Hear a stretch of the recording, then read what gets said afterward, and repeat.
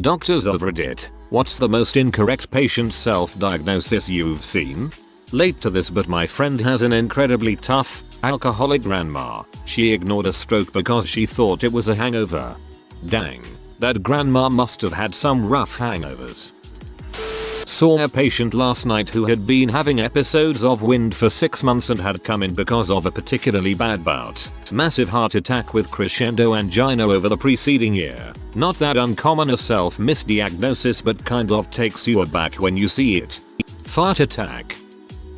Not a doctor myself. My grandfather was a doctor and had a patient come to his office complaining of a slight headache. His receptionist told him to wait in the waiting room. They called his name, but the guy never came up to the desk. He actually suffered a major brain hemorrhage, died waiting to be seen in the chair.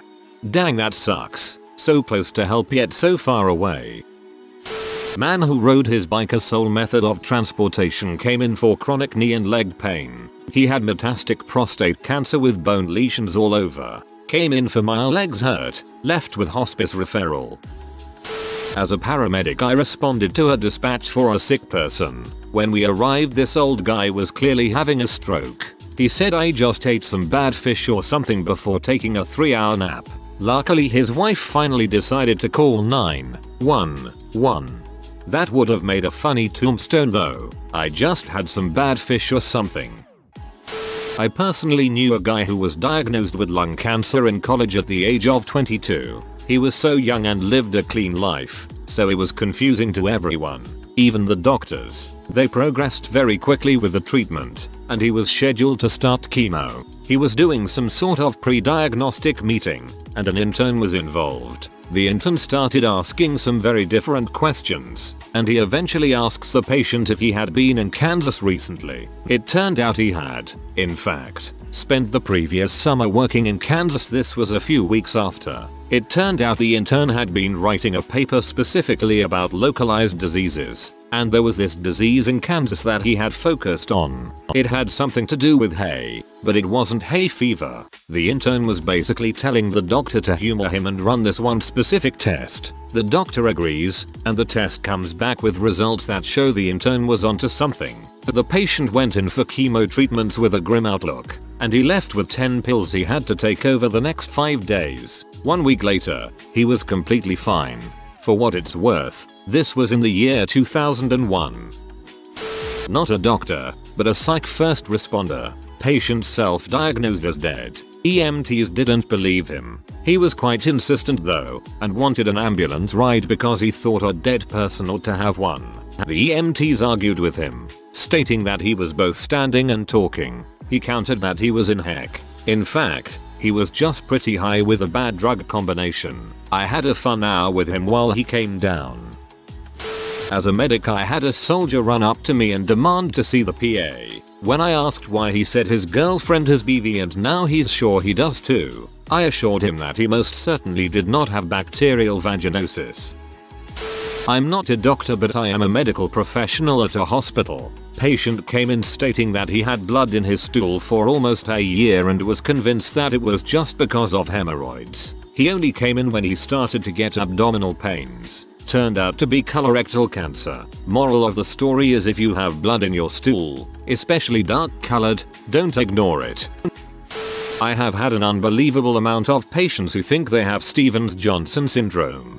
Thanks WebMD, when they in fact have contact dermatitis from new lotion or laundry soap. I also advise not looking up that condition. For anyone curious, SJS basically makes your skin fall off. 10/10 would not Google again. Elderly man with dementia brought in for suspicion of toxic epidermal necrolysis, a serious and life-threatening reaction where your skin peels off in sheets. Nope. It was a very large burn because they left grandpa alone at the house and he spilled a teapot on himself, and the family and another hospital were too dumb to figure it out. Tale as old as time. If I had $1 for every patient who thought dermatitis from laundry soap was SJS, I wouldn't even have to work anymore. I was rushed to the ER as a kid because I woke up and my face was blue. Obviously my parents thought I wasn't breathing. I'm 8 or 9 years old, and everyone's sudden change in demeanor is making me a little scared, and I'm just getting bluer at emerge. They're running all kinds of tests that aren't showing anything wrong with me, until finally my dad realized that I put the brand new Toronto Maple Leafs pillowcase I just got on my pillow. Washcloth later, I was all better. At least it was a really nice blue. He had some belly pain and thought he had a UT. Also had weight loss, night sweats and some other stuff. He had terminal pancreatic cancer and 2 weeks later he is delirious and at death's door. I want to upvote you and downvote the cancer. I'm so sorry. Not a doctor, but I am a nurse. I recently had a patient who claimed that he used to have diabetes, but Jesus cured him of it. His glucose was nearly 300 on admission and he was in the hospital for an amputation of a gangrenous toe that didn't heal because of said diabetes. I'll never forget the doctor's note that said patient had a history of diabetes but states Jesus healed him of that, but since his blood glucose was 289 on admission we will treat him as if he were a diabetic. I'm not a doctor but I am a medical assistant. I did my preceptor at a kidney and hypertension center. Had a guy come in complaining of painful urination and thought he had a UT. Gave him a cup and told him to pee and set it in the window.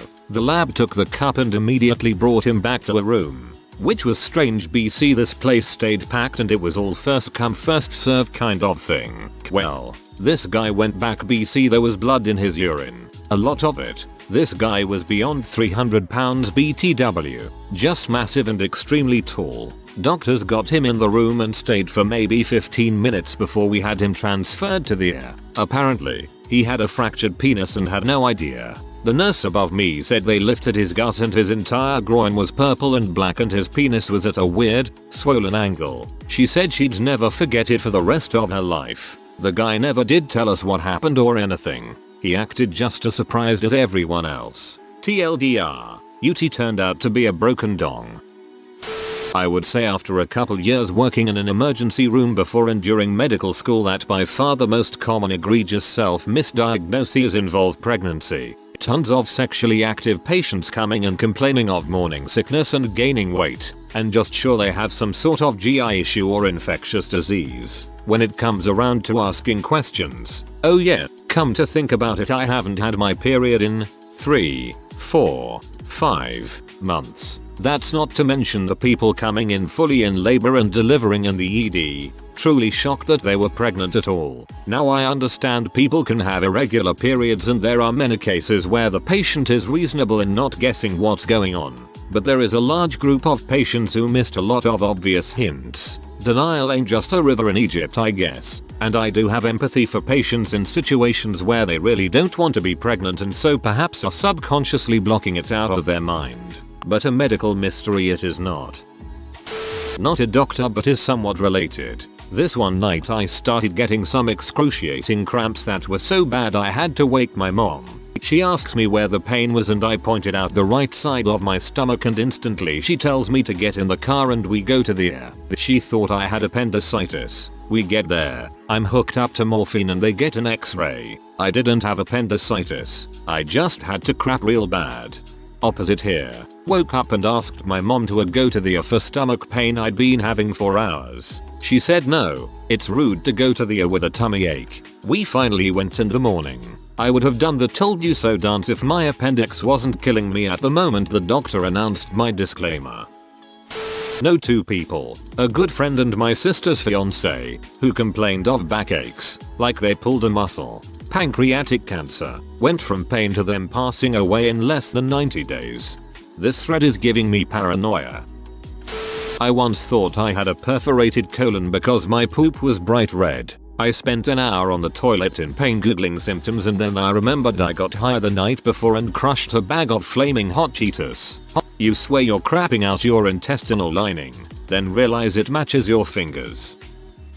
Okay, so why do you think you have glaucoma? Well, back in 2002 I got shot right here, and it was a clock. I'm not creative enough to make this crap up. Okay, that's amazing. Like it's borderline dad joke. I had a very nice gentleman come to the ED with severe weakness, going on for weeks. It all started with chest pain a couple of months earlier. He thought he was having heart trouble, and he knew you take aspirin for a heart attack, so he took a couple aspirin every day for the next few weeks. The pain got worse, and also started affecting his legs while walking. Then the weakness started. Then he pooped blood, a lot of it. That's what prompted the emergency department visit. When I checked his labs, his HGB was in the 4 range, which is low enough to make me raise my eyebrows. Normal is 13-15. You'll start feeling weak, tired around 10 usually. So his symptoms, including chest pain, weren't from heart trouble, they were from severe anemia. Turns out he had a small bleed from his colon, and taking aspirin, which thins your blood and makes you bleed more, turned it into a large bleed. So I get him tanked back up with blood. We do a few tests including a colonoscopy to see why he was bleeding in the first place, and whoops, we find locally advanced colon cancer. Thankfully it hadn't spread anywhere, so he eventually ends up getting surgery and chemo, and last I checked he's doing great. So this guy was incredibly lucky. By misdiagnosing himself with coronary artery disease, he took a totally inappropriate medication, which caused a side effect that set off a chain reaction that led him to me, and his diagnosis with cancer at an early enough stage to be cured. If he hadn't taken that aspirin, that cancer could have sat another year or two undetected and continued to spread, at which point it would have been incurable and he'd likely be dead right now. A wrong self-diagnosis that turned out to be a good thing. We don't read those very often. When my husband was 8 years old, he complained about having intense pains in his stomach and became so lethargic that he couldn't be woken up.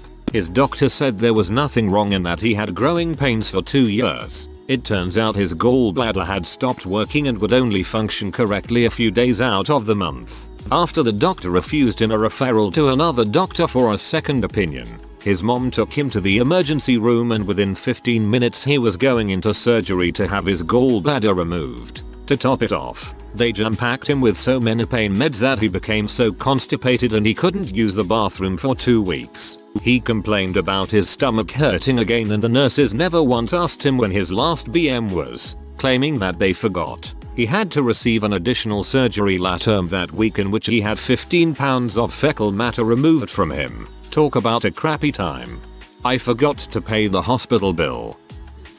Not a doctor, but I did this to myself once. I was in high school, walking to class when I got a sudden sharp pain in my foot. I was running late and didn't have time to deal with it right then, but I only really felt it while I was walking. It faded quickly when I was still, and even then it was minor enough that I figured it would go away on its own. After a couple of weeks of dealing with it, I mentioned it to my mom, who thought it might be gout. I was a really lazy kid, so it was a definite possibility. We go to the doctor and he does an x-ray and it turns out I broke one of the bones in the ball of my foot. In short, I broke my foot and tried to walk it off for 2 weeks.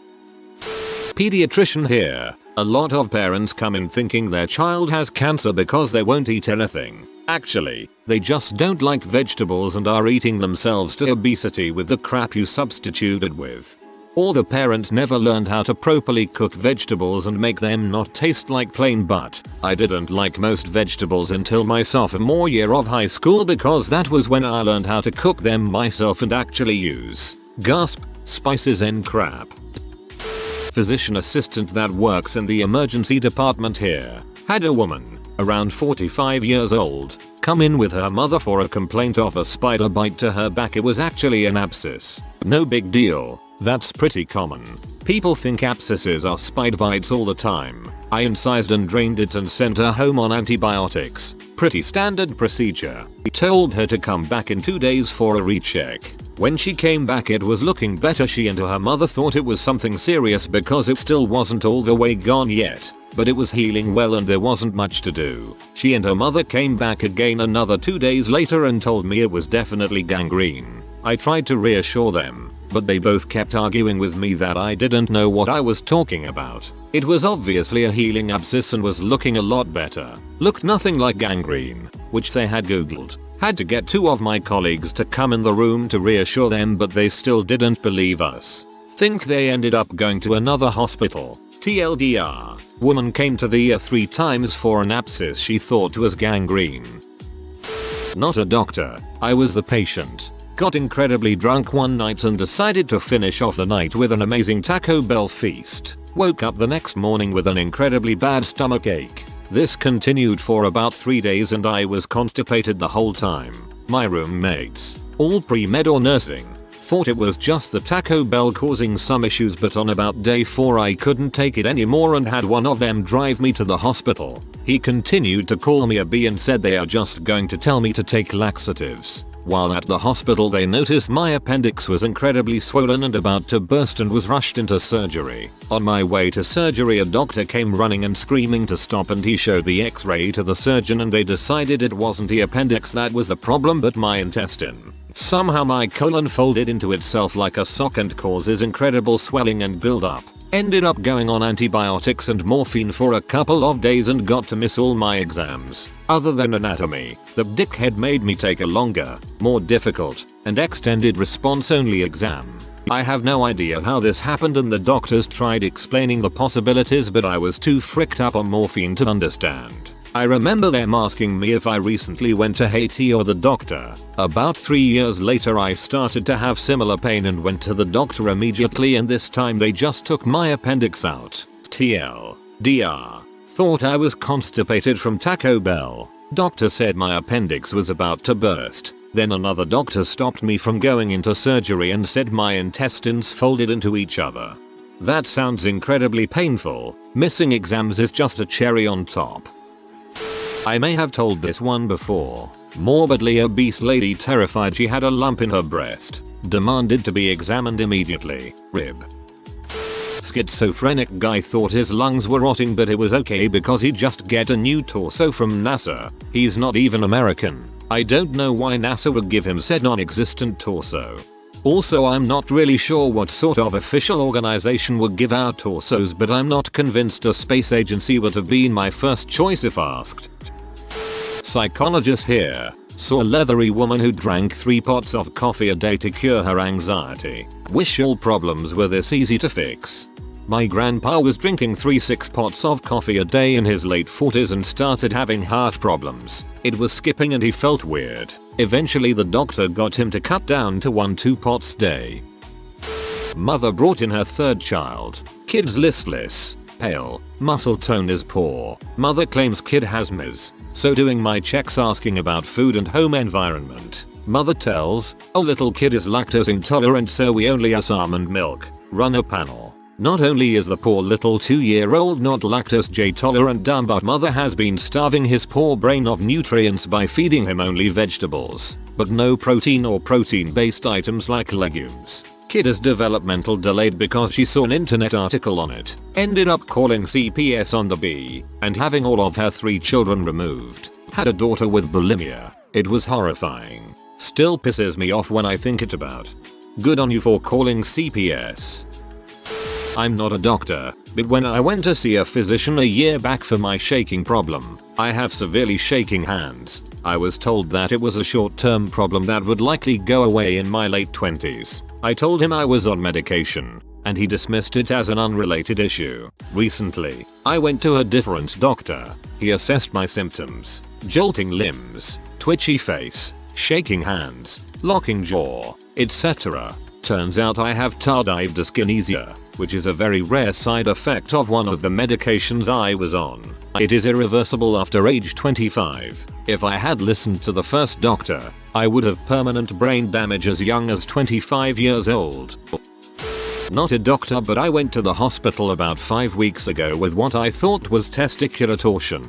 I got told it was orchitis and was prescribed antibiotics for a week and was told it would feel better within days. Pain got worse and so did the swelling. Turns out it was testicular torsion and was operated on and sent home without my left testicle because the doctor was so certain it was just an infection and didn't feel it was necessary for me to have the appropriate scans to double check. Which I'll later get told that it should have been the first thing he should have done in the first place. So now I'm 20 years old with a missing testicle and about a week now from full recovery. Frick you Dr. Singh, you incompetent Wankstein. Well, now others can avoid him. Thank God he doesn't have one of the most common last names in the world. Not a self-diagnosis, but I had been seeing various doctors for months with what they thought was post-viral syndrome or depression depending on how the doctor felt that day. Then after being out in the sun one day I developed a malar rash and my husband decided it looked like something he had seen on a medical program called lupus. Doctors laughed me and him out of the consultation room for months. I was too young, not the right race, no family history etc. etc. Turns out they decided eventually to order the right blood tests and I have lupus. I do love doctors, but realize now that often their guess is as good as mine. Ever since house, people self-diagnose lupus a lot. Congratulations on getting it right. Not a doctor, but a doctor diagnosed my wife with her STD. Chlamydia maybe. Huge fight. Wife was emotionally crushed. She accused me of cheating. Fricked up. I punched her symptoms into WebMD and told her it was probably kidney stones. Turned out to be kidney stones. No a doctor but a pharmacy technician. Had a patient yesterday tell me they went to urgent care and the nurse diagnosed pink eye. The patient didn't feel right about that and went to the eye doctor. Eye doctor told her she had an ulcer on her eye and if it went untreated properly she would lose eyesight and possibly the eye. I went in a boating trip off the coast of BC. We went through various small channels of water and docked somewhere where we could go kayaking on the open water. We took turns managing various aspects of the ship, doing menial tasks such as watching for logs or otters and crap in the water that might frick up the propeller, or helping out in the extremely loud engine room. This was over the course of maybe 3 weeks. On the last day of the trip everyone started to get seasick, myself included. We flew home the next day, and when we landed I felt fine. For maybe 2 hours waiting in the airport and driving home I started to feel worse and worse. To the point where I was laying in the back seat of the car and we had to pull over maybe 50 feet from my house to let me throw up. I had had migraines before and it felt just like one. Fast forward to later that night and it was so bad, this migraine, that even the little light coming in from the slit under my door caused incredible pain. We went to the emergency walk-in. The whole time I was there I had to have my right eye covered or the pain would overtake me.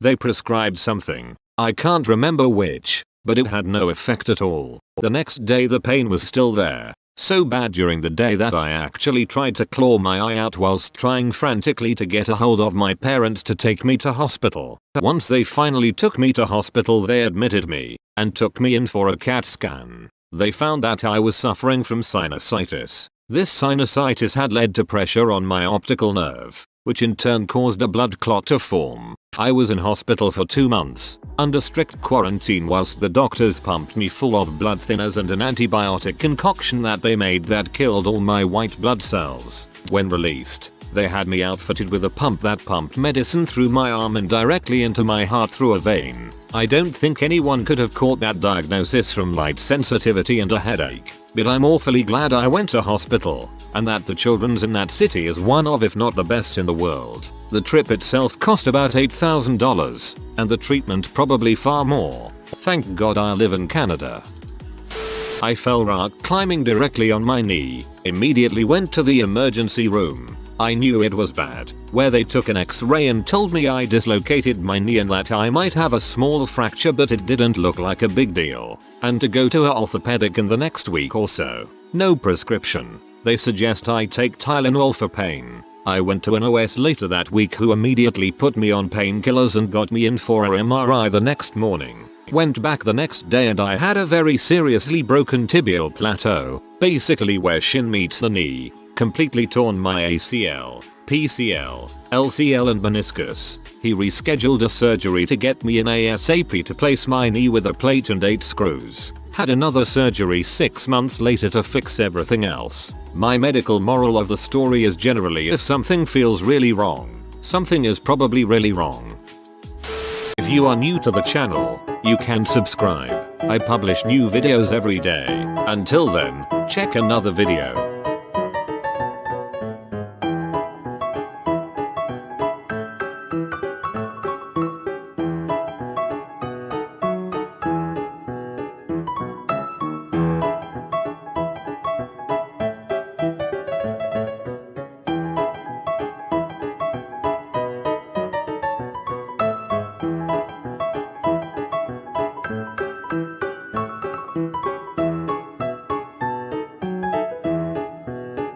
Bye for now.